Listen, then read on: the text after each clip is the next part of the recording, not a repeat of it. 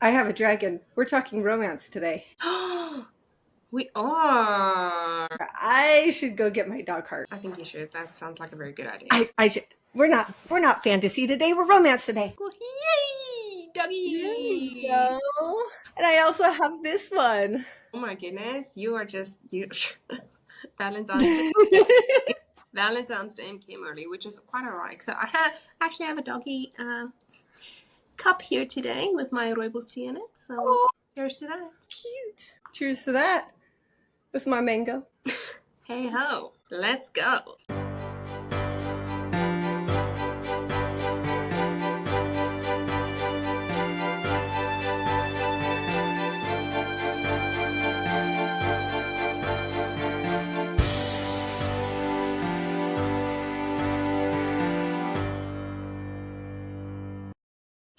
Hello everyone and welcome to Tea and Tales. I'm Nell. And I'm Sarah. We would love to thank everybody for liking, sharing, and commenting on all of our videos on all of our platforms, especially to AK McBride and Casey Furman. Thank you so much for your support. Today is my favorite day because it is Get to Know Nell Day. We're going to talk about her favorites and romance. Are you ready? I'm very excited about that. I always love talking about romance.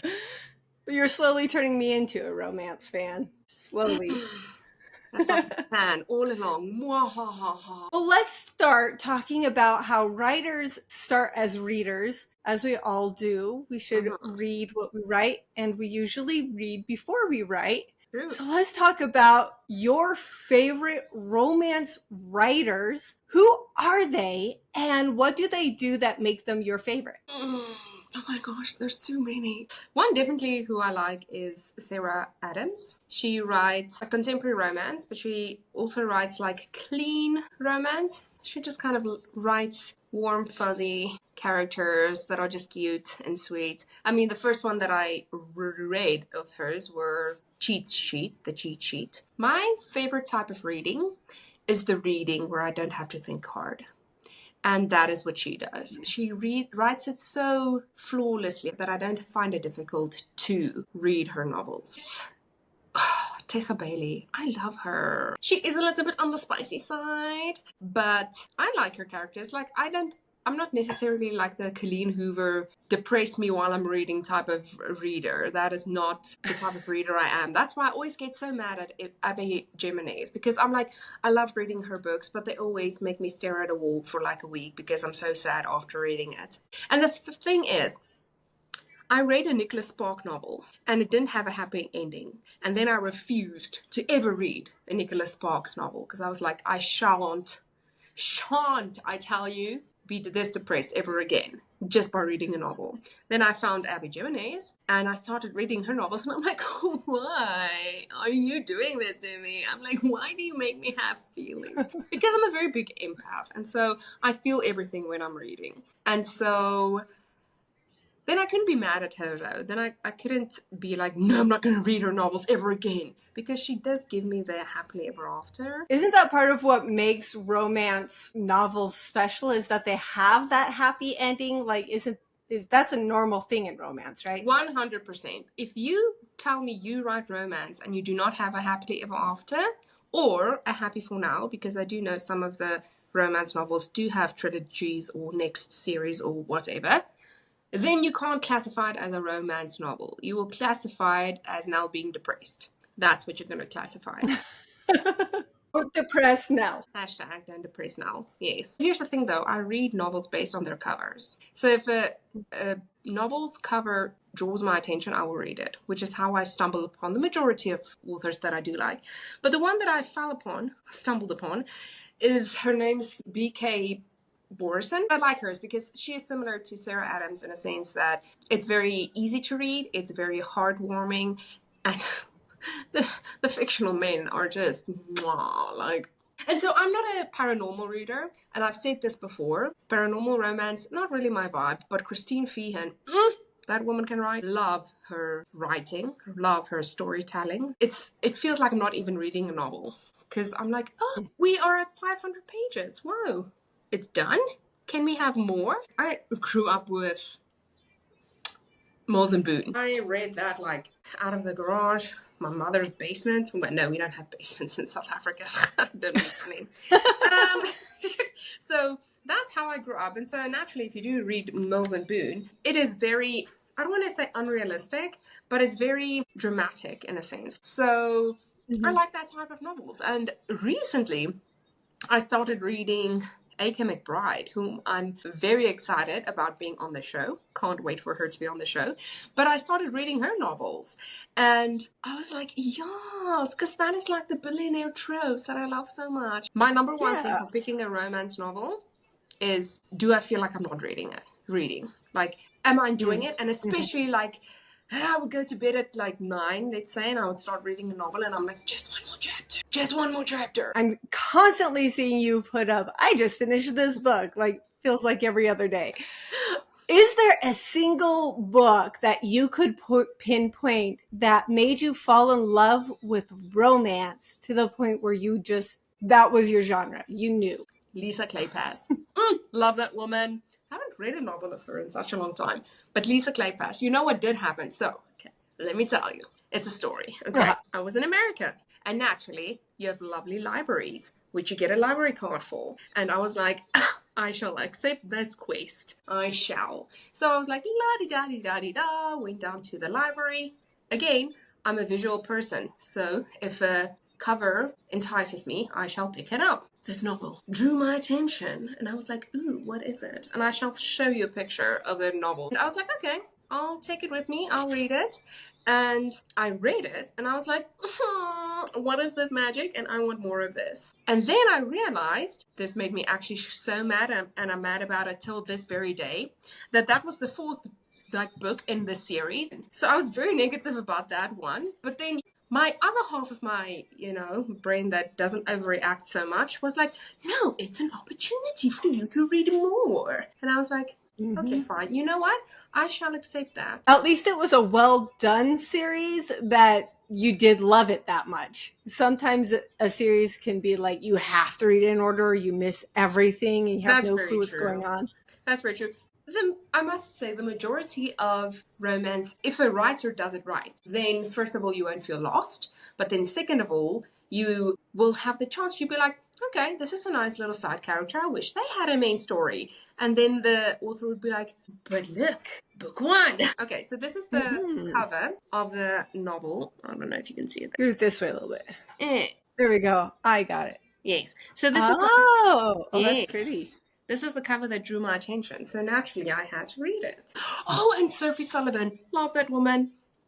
Her novels. Can't even.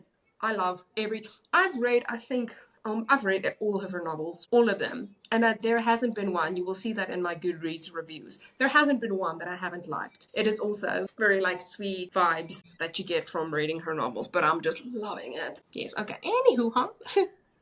As you can I see, did not expect you to have quite that much to say on that topic, but at the same time, I should have expected it because you really should. you are like, I read, but you are a reader. So there's too many people. Too many people, but not enough. How is that even possible? Too many, but not enough. Yes. There's definitely a book for everybody and everybody's likes. So let's talk about your favorite tropes, but I want your favorite tropes and how you like to use them in your writing. Number one, number uno, enemies to lovers. Like, listen, it's like going to Italy and eating lasagna. Cheese melting in your mouth, type of uno, fudge melting in your mouth. Like, this would be enemies to lovers up here above my head, and then the rest of all the tropes would be like from the knee down. Like, that's the difference. Like, I love enemies to lovers, which is how I've always wanted to write an enemies to lovers. But Sarah, do you know how flipping hard it is to write enemies to lovers? Because you have to have such a balance with it. Because, okay, again, I will say, so I grew up reading Mills and Boone, and that type of enemies to lovers is this wham, bam, thank you, man type of enemies to lovers. And you're just like, I don't like you either. And I'm just like, yeah, loving it, vibing with that. But then the contemporary romance wormed its way into the romance. They're like, no, but you have to understand the character to be able to understand their frustration with each other. I can't think that much because, again, I'm a very empathetic person. So imagine I have to write my own novel and I have to go so deep with all my characters. It doesn't end well, I can tell you that. So I actually am currently busy with the enemies to lovers. And yes, it has been very hard because I am currently going through a beta reading session with this novel. And naturally, I'm used to Mills and Boone like back and forth hating each other and not really giving any reasons for why they hate each other. They just do. But now people are like, what happened in their past? So I'm sitting in my beta reading group and naturally that is kind of what I've written. And then they would come to me and they're like, no, she's too aggressive. So then you kind of have to like rewrite that a little bit. So I would say it's my favorite because it's such a hard balance to do. So I think it's a great challenge for me to do that. And I've definitely seen my writing improve because of that. And there's this beautiful quote that I found one day. I feel a little bit offended, but also that is 100% true, so I can't really be mad at it. Someone said that people whose favorite trope is enemies to lovers are enticed by the idea of showing someone the worst parts of yourself first and still having them fall in love with you. That's beautiful. I love Right? that. Right? And I think that's maybe why I love enemies to lovers so much. I was like, that 100% like hit me in the heart. So that made me do some reevaluation of my own life. What other tropes do I like? I don't know. I think I love enemies to lovers so much that I don't really think about the other ones. I'm like, they're there, I guess. They're fine. Don't really think about them that much. You were just talking about how much you love pretty much anything if it's done well. So it makes sense to me.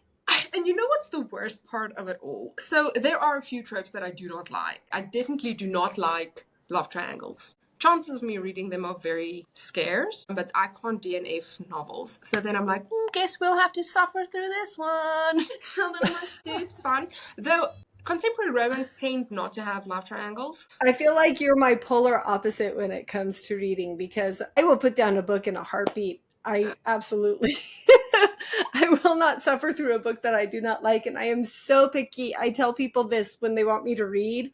I'm like, I am very, very picky. I am not going to be very nice or forgiving if I don't like it. I'm also not a fan of Small Town, which is why I'm so mad, because I'm like, why do I keep reading Small Town? Like, I don't vibe with this. Like, what's up with this? One, I definitely do not like A Second Chance. I don't like reading that. And this is so hilarious because I don't like Friends to Lovers. I don't vibe with that as much. Yet, literally, the second novel that I wrote was a Friends to Lovers. And I'm just like, what's up with this? When I write book 2 in this series, I'll have to talk to you about second chances then, because I've got a romance that falls apart in a big way, and I'm not sure if she's going to give a second chance or not. So Gotcha. I'm kind of writing into it to see what happens. Gotcha. Oh, wait, no. So one of my also favorite tropes, billionaire. Love that trope. And also, like, pregnancy tropes. I'm, like, all for it. I'm like, Yasmin, give it to me. Because I'm like, I'm definitely vibing with those. Especially when it's those characters where they had, like, a one-night stand or something like that. And then, like, 10 years later, the billionaire comes in and he's like, that kid looks a lot like me. And she's like, no. I feel like there's a little Mamma Mia going on there. Don't even get me started. Mamma Mia, here. I literally could do a whole podcast just on Ava. What does your power couple look like? I think because so many of my characters are little parts of me, I know I'm a very strong personality. And so I tend to write male characters who I almost want to say are softer, because my main characters tend to be very, let's go with dramatic and stubborn. So then naturally, I think your perfect match would be someone who's very like, yes, love. I know, love. Go eat a cookie, love. Like, just, okay, here's some tea for you. And she's like, how dare you? I'm not even happy about this. And he's like, okay, just come and give me a hug. And you're like, fine. You see, that's kind of what I love. I don't write romantasy. My characters tend not to have like life-threatening situations happen to them, so it's not like they run into a war or something like that. So I don't feel like I have to have these macho men or these like powerful people in my novels. So yes, that's what So you're like a that is. woman with a lot of personality balanced with a guy who's a solid rock. Yes. I love it. Right? Me too. Me too. I've seen on a lot of my writers groups this week, people saying, how do you get past that 10-page slump? How do I keep motivated? How do I keep inspired to keep going? Why do you think I read so much? Reading definitely helps because everything that people create comes from inspiration from other artists and other writers and other people. So I feel that when I do read another novel, I get myself in the groove again, I almost want to say. Funny enough, places, just going to a new place kind of inspires me also, or fuels me to want to write again. And I experienced it because a few weeks ago I went to the farm and all of a sudden this idea just popped in about a new story and I was like, excuse you, sir. Listen, I'm still busy with another one, so I will keep you on the down the but let's continue and finish this novel. So yes, definitely reading, definitely a change of scenery. And what I have found actually helps me is, so that we have these writer sessions that we do on a regular basis. And even just sitting in silence with a lot of writers subconsciously motivates you to write. And that's why I always say writer communities are so crucial in this industry as a writer, because they not only help you mentally, but they motivate you. And I learned so much about publishing and writing and what to actually call my novel from going to writers' associations. Every state in the United States has a writers' association. You just have to Google them and find them. Oh, that's cool. I don't know about other countries, but that's how it is here. And there's writers' conferences all over the country here that are also virtual now. Yes. When I was in Spain, I could take them virtually. So there's all kinds of avenues to get in contact with other writers. And I must say, so because these are my characters and because I know them and I know their story, what sometimes motivates me is just to see them have their happily ever after. I'm like, oh, we're almost there. Oh. Come on, you can do it. Not everybody's going to always like your novel. Not everybody's going to always like your writing, which is perfectly all right. They don't have to. But I want to like my novel, which is why I write them. And sometimes I'll go back to my novels and I'm like, oh, this is cutesy. And then I'll just read it again because I'm like, oh, adorable. Like, you two are so funny. And then I'm like, oh, wait, that's me. I'm so funny. And I'm like, oh, well, that wasn't that bad. I can do this, right? I can continue. I love it when you read something and you make yourself feel the emotions. I went to my previous novel today. So yeah, it's a little thing, Sarah, the little things. We like to keep it short here at Tea and Tales Podcast so that you can put your pens back on the paper, your fingers back on that keyboard, and keep on writing. And if you love what we do, if you love listening to our voices, please go to Apple Podcast, that purple icon on your devices, and go give us 5 stars and go comment there and tell me who your favorite romance author is, what your favorite romance trope is, what your favorite romance novel is, anything romance related. If you have a single brother, that would be fantastic. I'm vibing with that as well. Our next episode is a viewer contributed episode. We'd love all your favorite, weird, or most used quotes for our next episode. Please do, and I will give an example. A lot of times something will happen and it would upset me, and I will just be like, chill your guava, okay? Cool. Glad we had this conversation. Remember to follow us on Instagram and Facebook at Tea and Tales Podcast, then on Twitter/X at Podcast Tea Tales. Bye! Bye! I could talk about this forever and ever and ever.